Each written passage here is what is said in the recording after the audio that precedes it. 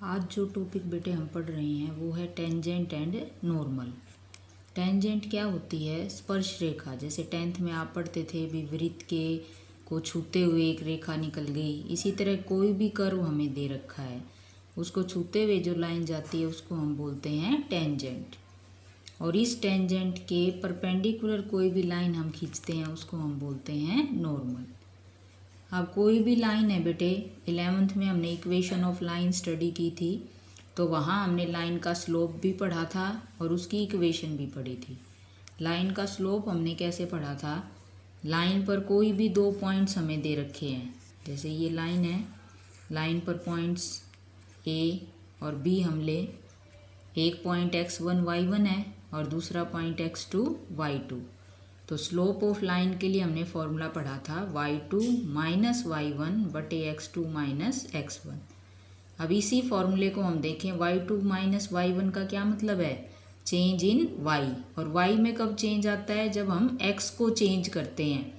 Axis में x को बदलते जाते हैं तो y क्या होता जाता है? चेंज होता जाता है।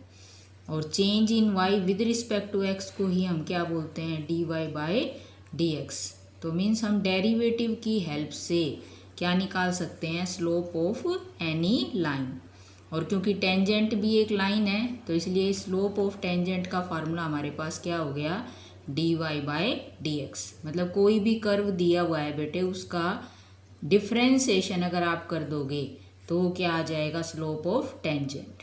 अब क्योंकि टेंजेंट अलग अलग पॉइंट पे अलग अलग होते हैं, जैसे यहाँ इस पॉइंट का ये टेंजेंट है, यहाँ पॉइंट हो तो एक अलग लाइन हो जाएगी, तो इसलिए पहले डेरिवेटिव हम करेंगे। डेरिवेटिव करने के बाद जिस पॉइंट पर पूछा होगा बेटे, x और y की जगह उस पॉइंट का मान हम पुट कर देंगे।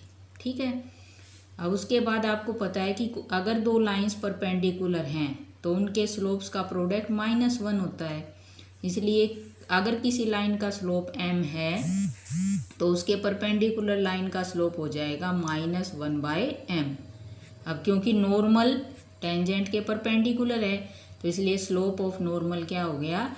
-1/dy/dx। ये उलट के ऊपर जाएगा तो ये फार्मूला आ गया -dx/dy। तो दो फॉर्मूले हमारे पास आ गए। अगर आपको स्लोप ऑफ टेंजेंट निकालना है तो सिंपल डिफ्रेंसिएशन कर दो। अगर स्लोप ऑफ नॉर्मल निकालना है तो dy/dx की जो वैल्यू उस पॉइंट पर आई है बेटे, उसको उलट के उसके आगे का निशान क्या कर दो? चेंज कर दो। ठीक है।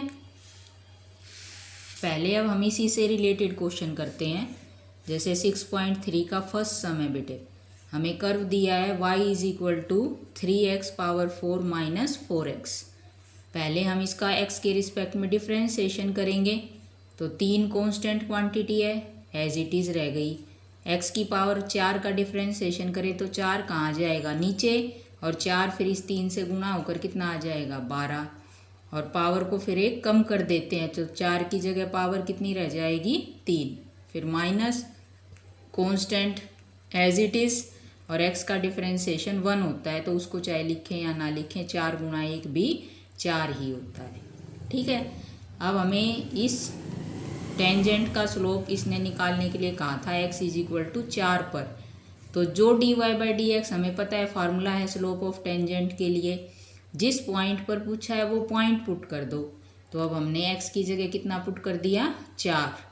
और इसको सोल्व कर लो बेटे। 4 की घात 3 हल्की, फिर 12 से गुना किया और फिर उसमें से 4 क्या कर दिया? घटा दिया। अब अगर आपको स्लोप ऑफ नॉर्मल निकालना है, इसी आंसर से निकाल सकते हो आप। हमने पढ़ा था भाई दो लाइन परपेंडिकुलर हैं तो परपेंडिकुलर लाइन का स्लोप कैसे निकलता है? उस स्लोप को पहले तो उलट दो, तो 1/में लिख दिया हमने इसको, और फिर उसका निशान चेंज कर दो। तो हमने फिर निशान भी चेंज कर दिया, आगे क्या निशान लगा दिया? माइनस। ठीक है बेटे।